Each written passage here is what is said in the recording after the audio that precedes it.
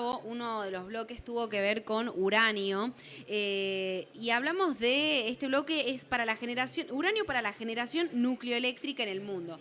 En términos generales uno ahí empieza a hacerse un montón de preguntas, pero vamos a ir desde lo más chiquitos para empezar a comprender y dimensionar de qué se trata el uranio, qué pasa acá, qué pasa en otras latitudes. Lo tenemos a Luis López, uno de los speakers, asesor senior del ciclo de combustible nuclear en la CONEA y además consultor de la Organización Internacional de Energía Atómica. Luis, un placer tenerte en este living. No, muchas gracias, Carla, por la invitación. Un gusto muy grande estar con vos nuevamente. Vos sabés, Luis, hablábamos de la industria minera, ¿no? Y de las decisiones que se van tomando y se ponen sobre la mesa, que después se debaten y se empiezan a concretar, todo en un contexto complejo, pero no desde lo difícil, sino complejo desde tantas miradas que intervienen, tantos actores que hacen a la cadena de valor, y eso también con un contexto, digo, de la comunidad lo entiende, qué significa hablar de minería y de transición energética, ¿no? También en el presente. ¿Qué lugar ocupa ahí el uranio? Para entender qué es uranio, vamos a dar clases, digamos, vamos de lo más chiquito a lo más grande. Cuando hablamos de uranio, ¿a qué nos referimos?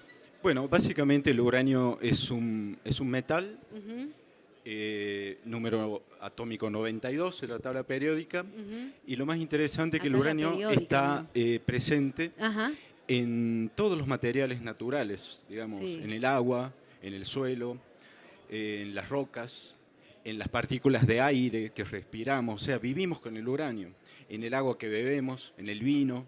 Mirá. Existe uranio. Por ejemplo, un suelo de acá, de este predio, tiene en el orden de 2-3 gramos por tonelada de uranio. Es decir, que si fuera tecnológicamente viable tratar 1 tonelada de material, le sacaríamos 2-3 gramos de uranio. Lógicamente que a nivel de recursos necesitamos de depósitos minerales, donde la naturaleza se haya encargado de concentrar el uranio y llevarlos a lugares donde sea tecnológicamente y económicamente viable extraerlos a un tenor, a un contenido mucho mayor. Fíjate que lo que vos decís, ¿no? Ya primera como destacado, el uranio es parte de nuestra vida diaria, ¿no? Aunque no acostumbremos a hablar en esos términos, pero dijiste ejemplos como muy claros. Y ahora digo, cuando empezamos a hablar ya de una industria, ¿no? ¿Qué relevancia toma el uranio dentro de esta transición energética en esta industria y a nivel global? Sí, bueno, la trascendencia, o sea, el uranio es central para la transición energética, porque una parte importante de la transición energética tiene que ver con el incremento de la potencia nuclear instalada para generar nucleoelectricidad. Y el uranio es el combustible para mover toda esa industria. Y quizás uno de los aspectos más sustentables de la minería del uranio y del ciclo de combustible nuclear asociado y la generación nucleoeléctrica es que se precisa de una minería de bajo calibre para producir ingentes cantidades de energía. Si tomamos como referencia el año 2022 con unas 60.000 toneladas de uranio, que en términos mineros es algo chico, se pudo producir a la escala local el 10% de la electricidad con los 400, en el orden de 434 reactores nucleares que están en operación en todo el mundo, distribuidos en 35 países. Es decir, eso marca un aspecto muy sustentable de la minería del uranio. Pequeñas cantidades de material que se extraen, procesarlo, extraer el uranio, con eso fabricar combustible y producir grandes cantidades de energía. Qué importante lo que marcás también, porque habla mucho de, cuando hablamos de algo sustentable, dicho de esa manera, también es posible pensar en el largo plazo, ¿no? Lo importante que es como recurso, un recurso que, eso, es potable a largo plazo en una industria que se mueve de esa manera también. Es así, o sea, los proyectos mineros son a largo plazo y el uranio no es la excepción. Te diría que son proyectos de varias decenas de años, sería 100 años, Y en paralelo, el ciclo de producción nucleoeléctrica también son ciclos largos y precisan de políticas de Estado continuas y sustentables. Son ciclos de 100 años, porque Increíble, claro. primero está todo el proceso de siting, de buscar el sitio adecuado donde Sí. instalar un reactor, Sí. un reactor nuclear. Sí. Luego el proceso de licenciamiento, construcción, puesta en operación. Un reactor nuclear opera entre 60 y 70 años, con una parada intermedia para prolongar la vida útil, cambiando los componentes esenciales. Y luego viene la gestión final, el desmantelamiento, gestión final y controles. Son periodos de 100 años. Increíble que hables de un ciclo de 100 años, ¿no? Lo importante que es tener ahí claro el panorama en relación a las políticas que se generan, a los procesos en sí mismos y al recurso humano que se emplea en ello. ¿Cómo, frente a este tipo de ciclos y a un recurso tan indispensable, cómo está posicionada Argentina en ese mapa? O sea, Argentina, digamos que se sienta a la mesa chica de lo que es tecnología nuclear. Y en el tema específico de minería del uranio, el país ha desarrollado todas las etapas que van desde la prospección, la exploración, el desarrollo de mina, la producción de uranio, la puesta en operación de proyectos de remediación. O sea, el país tiene, además de toda la tecnología nuclear, tiene un conocimiento de la minería del uranio en todos sus ciclos. De hecho, desde muy temprano, el país produjo uranio y lo hizo desde 1952 hasta 1997. Algo destacable es que en el 1992, por la situación del mercado internacional, por distintos factores, el uranio estaba muy bajo, tenía un precio muy bajo, por distintos factores, la disolución de la Unión Soviética, una cantidad importante de uranio que se había puesto en el mercado, un programa de megatons to megawatts, digamos, para pasar un convenio entre Estados Unidos y Rusia, para poner una cantidad importante de uranio militar en la fase comercial, bajos precios de petróleo, el accidente de Chernóbil, que un poco desalentaba el futuro de energía nuclear y, lógicamente, el uso de uranio, el combustible, todo eso convergió en que bajos precios en el mercado. Argentina comienza a importar uranio en 1992 desde Sudáfrica y esa situación llegó al cese de la producción local en 1997. Ajá. Y desde entonces estamos importando. Estamos importando uranio, ok. Sí. ¿Cuáles son las perspectivas cuando hablamos decías, ¿no? Energía nuclear también y lo que estás comentando, haciendo un poco de historia, pero ahora mirando hacia adelante también desde tu experiencia? ¿Cuál es el horizonte que avisoramos? Yo creo que a nivel global, Sí. la energía nuclear es una parte sustantiva para la transición energética. De hecho, en el COP28 hubo una declaración de 14 países para triplicar la capacidad nuclear instalada hacia 2050, y lógicamente eso significa a grandes rasgos triplicar las demandas de uranio para 2050. En el COP29 adhirieron otros países y además se discutió cómo financiar esa transición, esa transición energética. Importante que se esté conversando de esta manera y lo que decías, ¿no? Ese tipo de metas que hablan de lo importante que es hablar de este tipo de temas, hablar del uranio también. Hacías alusión, te preguntaba en relación de nuestro país, el mundo y las metodologías aplicadas, lo conversábamos recién fuera de cámara, ¿no? ¿Cuáles son esas precisiones que podemos hacer en relación a eso?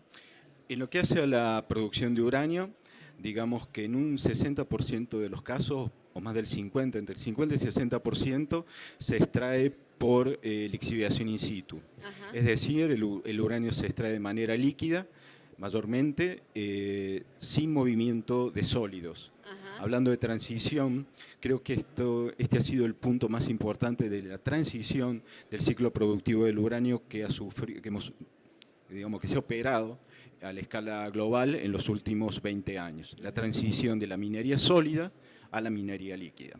También se utiliza para extraer uranio, minería a cielo abierto, minería subterránea y algo muy importante, uranio obtenido como subproducto de la minería del cobre, como pasa en Australia, o como subproducto de la minería del oro, como pasa en Sudáfrica. Preguntarte también, Luis, bueno, has sido uno de los speakers, no solamente de esta edición, también en otras ediciones has sido parte de esos paneles y vas conversando, vas escuchando seguro. ¿Qué impresión te deja en relación a la industria minera hoy? Digo, no sé, percepciones que vas teniendo y acumulando y particularmente en esta ocasión, ¿no?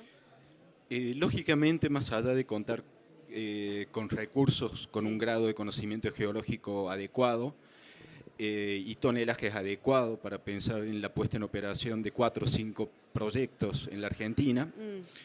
Lógicamente esos proyectos necesitan ser viabilizados económicamente, tecnológicamente, ambientalmente, y lo trascendental es contar con una visión social, con una percepción social positiva hacia la actividad. No solamente hacia la extracción de uranio, sino también hacia el uso de energía nuclear. Bueno, que es la que se nutre de ese uranio, es el uso principal que se da al uranio, o único, ser como combustible nuclear. O sea, para mí le daría una trascendencia muy grande a lo que es el factor social. El factor social. Exactamente. ¿Y están dadas las condiciones para seguir avanzando de esa manera, considerando ese factor social? Yo creo que sí, que se van dando. Creo que hay provincias donde se está avanzando en la materia, como aquí en Mendoza. Creo que hay aires muy renovados para la minería en general. Tuve la suerte de participar en la última Argentina Mining que se había hecho acá en 2008, hace 17 años. Sí. Siempre representando a la Comisión Nacional de Energía Atómica. Y ahora, lógicamente, esto habla de que hay aires diferentes, aires renovados, y podemos empezar a pensar en proyectos mineros, sea de cobre, que es trascendental para transportar la energía, de litio, tanto puede ser aquí o puede ser en otra provincia, trascendental para almacenar la energía, pero no nos debemos olvidar del uranio crítico para generar la energía. Qué Generar, bien el desglose que hiciste, transportar, ¿no? y, bueno, generar, transportar, almacenar, digamos. Es muy importante el gráfico que acabas de hacer en relación con, bueno, cobre, litio, uranio, y es como un poco lo que decías al principio, el uranio está presente en todo, ¿no? En el día a día, por ahí uno reconoce por ciertas, no sé, porque vio una película, o leyó un libro, o alguna vez escuchó algo, pero fíjate vos qué importante poder dimensionar este recurso estratégico también y decir, bueno, cómo podemos eficientizar todavía más y alcanzar esas metas a las que hacías alusión también, ¿no? Se piensa de acá tantos años lo que pueda pasar y repito, hacerlo sustentable, hacerlo competitivo e integrarlo, empezar a hablar, por ahí creo que, no sé por qué motivo, ¿no? Pero siempre es como que hablamos más hacemos foco, no sé, en el cobre o hablamos de oro, pero el uranio queda ahí como, tiene un espacio aparte, ¿no? Es mi impresión. Sí, coincido, pero volviendo al Sí. tema, digamos, el uranio va a ser necesario. O sea, la energía nuclear no es la solución absoluta, por supuesto que no, pero es una parte importante de la solución de la transición energética. Y para eso, lógicamente, hace falta uranio. A la escala global se cuenta con recursos suficientes, digamos, para sostener la producción actual de nucleoelectricidad y un crecimiento sostenido hacia años venideros, inclusive hasta 2050. Pero esos son, hablando en términos de recursos disponibles, pero esos recursos hay que ponerlos en operación. Entonces ahí enfrentamos todos los desafíos tecnológicos, ambientales, económicos y fundamentalmente sociales. Porque no es lo mismo tener el recurso in situ que el tambor de concentrado de uranio ya extraído y procesado en un complejo en la planta de fabricación de combustible. Claro. Para ser pasado a hexafluoruro, posteriormente enriquecido y posteriormente convertido en combustible. Y hablo esto también muy importante, el tema del hexafluoruro y del enriquecimiento de uranio, porque actualmente el 90% de la capacidad nuclear instalada utiliza uranio enriquecido.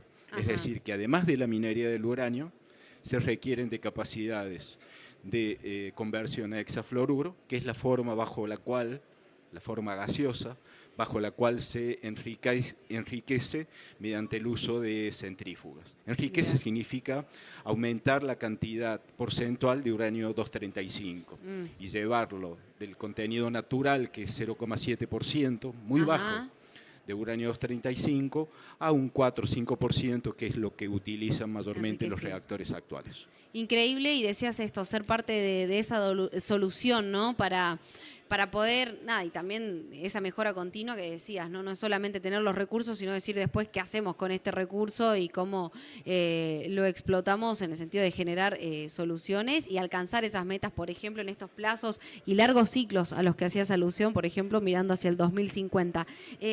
Un apartado, un capítulo aparte del uranio, y qué bueno que lo hayamos podido conversar con la persona idónea para hacerlo. Un placer tenerte, Luis. No, para mí un placer, la verdad, estar con vos y muy agradecido. Y también Muy agradecido. agradecida, ¿eh? Luis